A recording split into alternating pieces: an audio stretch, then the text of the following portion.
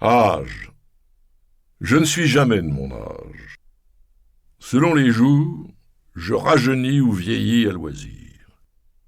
Ma carte d'identité annonce que je suis né en 1932, à la saison des morilles, et c'est la seule preuve dont je dispose pour m'assurer que je n'ai plus 40 ans. Je fume, bois, mange ce qui me plaît. Je ne sais pas qui rendre grâce de ce petit miracle, héritage génétique, puissance bienveillante, coïncidence heureuse. Bon, je ne sais pas. Mes amis, Jean-Paul Belmondo, Bruno Kremer, Françoise Fabian, Jean Rochefort, Pierre Vernier, tous rencontrés au conservatoire. Guy Bedos et Claude Rich, dont j'ai fait la connaissance à l'école d'art dramatique de la rue Blanche. J'ai les mêmes amis depuis 50 ans, pourvu qu'ils soient encore vivants, c'est tout ce que je leur demande. Satisfait des miens, je n'ai jamais éprouvé le besoin de changer. Jamais nous ne nous sommes fâchés plus d'une soirée pour nous réconcilier avec effusion dès le matin. Nous nous comprenons en peu de mots, nous formons une famille, sans ces inconvénients. Nous n'évoquons jamais le passé puisque nous le partageons. Non, seulement le présent et l'avenir. Chemin faisant, j'ai croisé d'autres amis, parfois tardivement, dont Henri Salvador, le réalisateur Jean-Daniel Vérag, complice de belles heures, responsable d'agréables rencontres, ou le scénariste et cinéaste Serge Friedman, esprit fin, acide et camarade fidèle. J'ai réussi mes amitiés et ce n'est pas loin d'être ma plus grande fierté. Amour. L'amour, c'est gai, l'amour, c'est triste, disait le beau film de Jean-Daniel Paulet, dans lequel j'ai eu le bonheur de jouer. Rien à ajouter. Les films, les livres, les chansons apportent des réponses aux questions que l'on se pose, ou nous confrontent à de nouvelles interrogations sitôt résolues. C'est également un mot agréable en bouche, surtout précédé d'un adjectif possessif. Ancêtre. Je descends de Bourguignon, dur au mal, des paysans, et je m'en félicite, j'en ai gardé un attachement sentimental à la terre, à ceux qui la travaillent, qui la font vivre, une attention à son rythme propre, bourru, inflexible, peu enclin à faire des compromis, n'ayant aucun intérêt pour l'apparat. Mes ancêtres m'ont sûrement légué un peu de leur désintérêt pour la chose sociale, ce qui fait de moi un mauvais client pour les mondanités, tout en ronde jambe et flatterie doucereuse.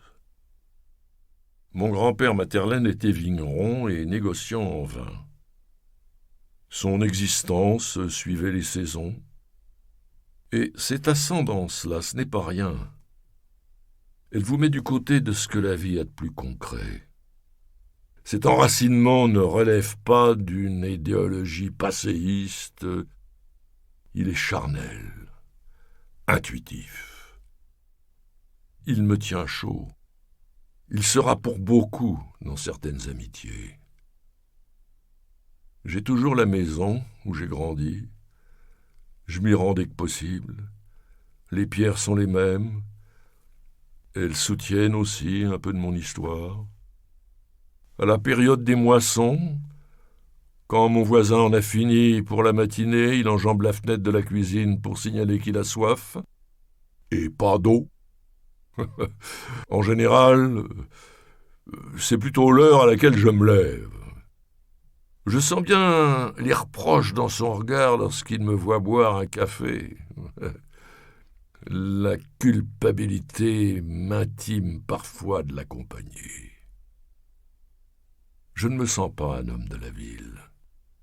Je ne saurais vivre sans les arbres, dont la silhouette dessine l'ensemble du cycle de notre vie. Ce qui pousse à Paris semblent de pâles imitations de leurs imposants cousins de la campagne.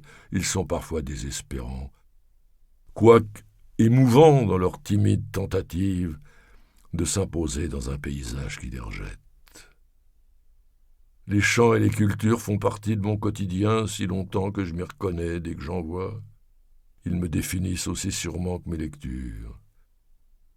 Mes racines sont également fantasmées et plongent du côté de Faulkner et de Duke Ellington, de New York ou du sud des États-Unis. C'est sans doute pourquoi l'on embrasse plus ou moins consciemment une carrière artistique, parce qu'on se sent appelé par la nostalgie d'une vie que l'on n'a pas eue, pour s'inventer un autre destin, répondre aux fictions et aux rêveries qui nous ont construits.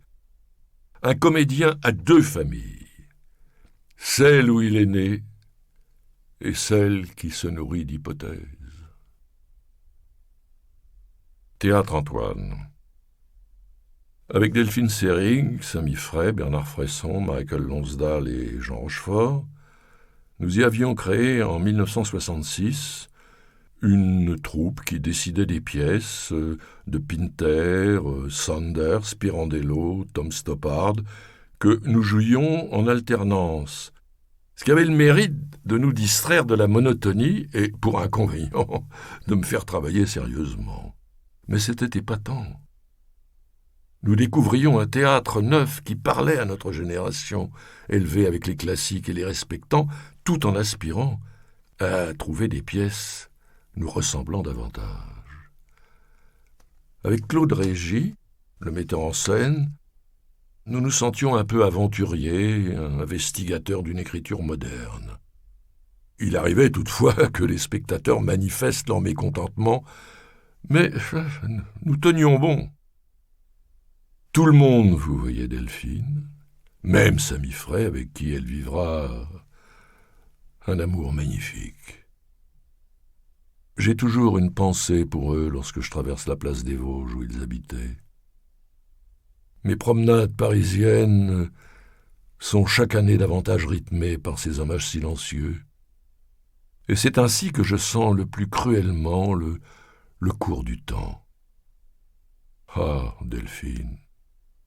Elle était notre impératrice. Elle m'appelait Mariello, Marielli, pour une raison qui m'échappait, avec une intonation au-delà du snobisme. Mariello, Marielli, à la fois naturelle et poétique. Elle me donnait l'impression d'être invitée dans son imaginaire. Ce qu'il y a de plus intime chez quelqu'un car on n'y entre pas comme dans un moulin. C'est un honneur. Elle avait tout de même tourné l'année dernière à Marienbad et Muriel, sous la direction d'Alain Reynès, qui nous impressionnait beaucoup. Son appartement était réputé pour être la meilleure boîte de nuit de Paris. Des buffets somptueux étaient dressés. Nous dansions jusqu'au matin. Quand je revois Samy, nous sommes au bord des larmes. Et il incarne pour moi une époque très heureuse. Faisant partie de la suite de Delphine, je l'ai accompagné à une petite sauterie chez Marguerite Duras, rue Saint-Benoît, où l'atmosphère était pesante. La moindre plaisanterie se devait d'être évaluée et pensée avec soin. On déconnait avec des patins, si j'ose dire. Argent, j'ai fait la mienne cette maxime de Bogart. Humphrey. Quand il rapporte, ce métier rapporte autant qu'un racket, mais en beaucoup moins dangereux. Cet argent, je le dépense en voyage, en dessins, en tableaux et en lettres manuscrites d'écrivains. Vous voyez, voir leur écriture me bouleverse. J'ai l'impression qu'elles me sont destinées, que la voix de leurs auteurs s'en échappe. Ce sont des lampes que je frotte des yeux et dont sort un bon génie. Il faut parfois adapter ses moyens à ses désirs. Ainsi, je n'ai pu m'offrir que 3 lignes de Gustave Flaubert. Avec plaisir, cher ami, ton vieux de la vieille Signé Gustave Flaubert. J'arriverai à 9 heures. Est-ce l'heure ? Je m'imagine que nous avons rendez-vous. Je chéris particulièrement celle que Céline, que Louis-Ferdinand adressa à Arletty. « Ma chère Arletty », écrit-il le 23 janvier 1962, « je t'embrasse et te remercie. Cette lettre d'admirateur est touchante, mais c'est pas d'admiration dont il s'agit, hélas. Tu le sais. J'ai pas besoin d'être admiré. Ce qui est rentré ne craint pas le gel, aimait à dire mes aïeux, paysans. Mais je n'imagine pas thésauriser. Après tout, pour reprendre le mot de Guitry, l'argent n'a de valeur que lorsqu'il sort de ma poche. Je me donne du mal pour l'y mettre, mais aucun pour lui rendre sa liberté. Arrosé. Soirée. Oui, soirée arrosée. Il y en a eu quelques-unes. À la Colombe d'Or, avec mon ami Jean-Paul Belmondo, nous fîmes les idiots, pour changer, jusqu'à très tard. Ce n'était pas une biture sauvage, mais un moment joyeux, insouciant, lyrique, dont le personnel s'en souvient avec émotion, sûrement avec joie. Oh, j'espère. Sur le tournage de Coup de torchon de Tavernier, avec Eddie Mitchell, alors là, nous nous en collâmes une assez sévère, jusqu'à casser toutes les ampoules du restaurant. Pourquoi les ampoules ? Je n'en ai pas la moindre idée. Isabelle Huppert eut la gentillesse de me reconduire à ma chambre, que je chercherais encore son assistance, et de me mettre au lit, quand j'aurais sans doute dormi dans un marigot hébergeant des crocodiles. De l'une de ces soirées, je me souviens toujours, une amie me présenta à l'écrivain Laurence Durel, dont j'admire profondément l'œuvre. Il habitait à Sommières, dans le Gard, dans une maison donnant sur un paysage rocheux avec quelques oliviers. Il était fatigué, mourra bientôt, mais alors là, nous bûmes formidablement, et il joua du piano toute la nuit.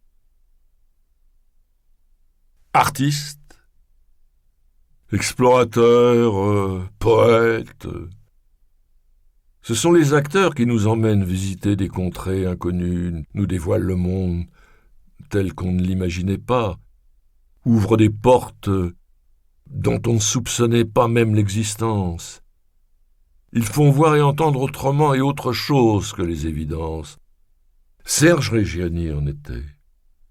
Jean Gabin, en dépit de son imposant talent, non. Sans eux, nos sens seraient moins sensibles, si ce n'est impuissants. Ils sont à l'opposé de ceux qui fabriquent le rôle, clés de 12 et boulons à portée de main. Aimé, Marcel aimé, on se croisait souvent, sans plus se connaître que ça. Il avait écrit le livret d'un ballet de Roland Petit, Patron, dans lequel je ne faisais qu'une apparition. Totalement indifférent à ses vêtements, il était toujours habillé d'un vieil imperméable taché. J'adorais son théâtre de verbes, qui nous offrait un festin de mots délicieux. J'étais aussi sensible à son scepticisme définitif, à sa réserve. Il prenait beaucoup de plaisir à accompagner les jeunes comédiens dans des fêtes. Il se mettait dans un coin, observait, ne disant rien et restait tard. Je n'ai pas la moindre idée de l'inspiration que ce spectacle pouvait bien lui offrir. Beckett, Samuel. Ah, Samuel Beckett. Tout jeune, je l'ai suivi longuement dans les rues de Saint-Germain. Il sortait des éditions de minuit rue du Dragon. Il fumait incessamment sans jamais sembler s'arrêter pour allumer une cigarette. Ouais. Une fumée bleue l'accompagnait, telle une divinité grecque. Ma filature timide a duré 1 heure ou 2 avant que j'abandonne. Épuisé, c'est qu'il marchait vite. Et je n'ai pas osé lui parler. Qu'est-ce que j'aurais bien pu lui dire?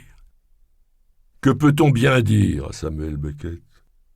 Bravo et merci pour tout. Je peux avoir un autographe? Continuez comme ça, vous nous faites rêver. J'ai choisi de le saluer en lui foutant la paix. Jean-Paul Belmondo.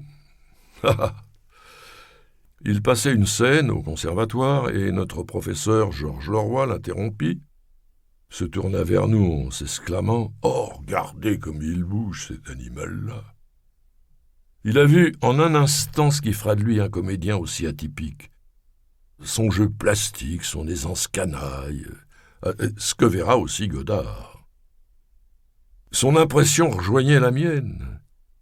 Il ne ressemblait à aucun autre élève. D'ailleurs, il ne ressemblait à personne.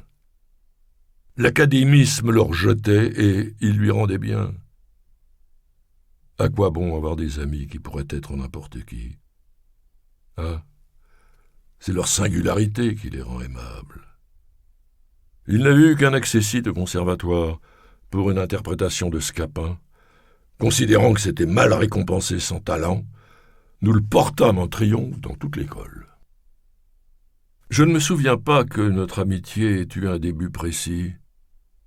Elle est née le plus naturellement du monde.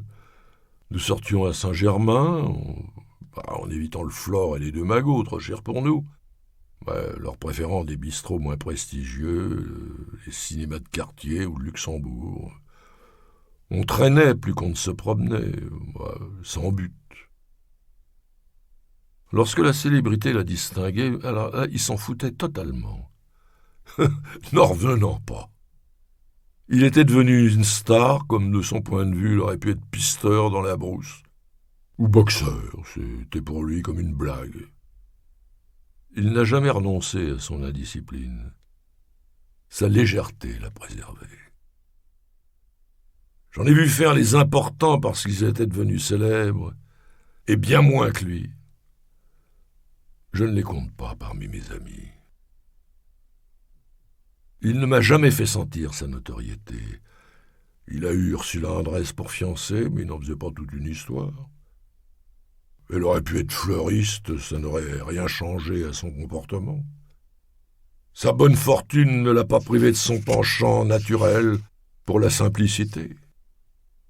À 22 ans, nous avons entrepris notre premier voyage en Italie, ensemble. Il se servait d'une cantine militaire pour tout bagage, et nous y retournâmes adultes, sur l'île de Panarea avec ses enfants où nous vécûmes en Robinson pendant un bel été, faisant des kilomètres à pied pour faire le marché, rapportant les courses sur notre dos. Il aurait pu s'offrir des vacances plus luxueuses, mais elle l'aurait sans doute moins réjoui. Des années plus tard, lorsqu'il partait en villégiature à Antigua, dans une villa qui n'avait rien d'extravagant, il ne s'encombrait pas plus. Nous avons dîné et pas mal bu plus d'une fois à la Colombe d'Or, à Saint-Paul-de-Vence. Mais nous nous amusions autant lors de l'époque moins vernie de nos 20 ans à sauter de troquet en gargote. La pérennité de notre affection nous met hors du temps et abolit ces décennies qui nous séparent. Nous ne pleurnichons pas sur nos souvenirs, nous parlons de notre présent, de cinéma, de nos amis, mais jamais boutique. Nous nous retrouvons avec Jean-Paul dans les mêmes endroits qu'il y a 50 ans, lorsqu'ils existent encore, et si je lui disais que nous avons classe le lendemain, il me répondrait spontanément « Non, mais et à quelle heure ?» Bergman, Igmar, Ingmar Bergman, il est le cinéaste ultime, qui absorbe tout ce qui fait la beauté du cinéma. Il filmait la vie telle que je la ressens. Réflexion faite, j'aurais dû baptiser mon fils Ingmar, ou Bergman. Claude Berry. Il s'appelait encore Langman à notre rencontre, à l'école de la rue Blanche. Il me présenta à sa famille. Sa mère nous cuisinait des boulettes, les jours fauchés. Il était d'une honnêteté qu'on a peu rapportée à sa disparition. J'étais à New York il y a une dizaine d'années, et je reçus à mon hôtel un message de sa part, m'informant du virement sur mon compte d'une forte somme d'argent, dont je détenais la créance depuis si longtemps que je l'avais oubliée. Ce n'est rien de dire que ce genre de comportement dans sa corporation est exceptionnel. Nous nous sommes un jour brouillés, comme seuls les très bons amis peuvent parfois le faire, avec violence, pour une vétille. Le temps passa, j'imagine que je lui manquais comme il me manquait. L'orgueil nous empêcha sans doute de rompre le silence. Nos audiences de divorce se tinrent le même jour. Nous étions assis côte à côte et fraîchement célibataires. Alors, nous nous réconciliâmes de rechef. Boxe. Belmondo, que Vernier et moi accompagnions à ses leçons, a voulu m'apprendre la boxe. Je n'étais pas trop mauvais, mais la distance qui me séparait du bon boxeur, même amateur, était si considérable que j'ai renoncé. J'ai ensuite tenté l'équitation pour imiter Rochefort et Noiret, mais sans aucun succès notable. À nouveau, abandon. Ce qui me laisse songeur quant à la persévérance que je n'aurais jamais eue si le théâtre m'avait d'abord rejeté au lieu de m'accueillir.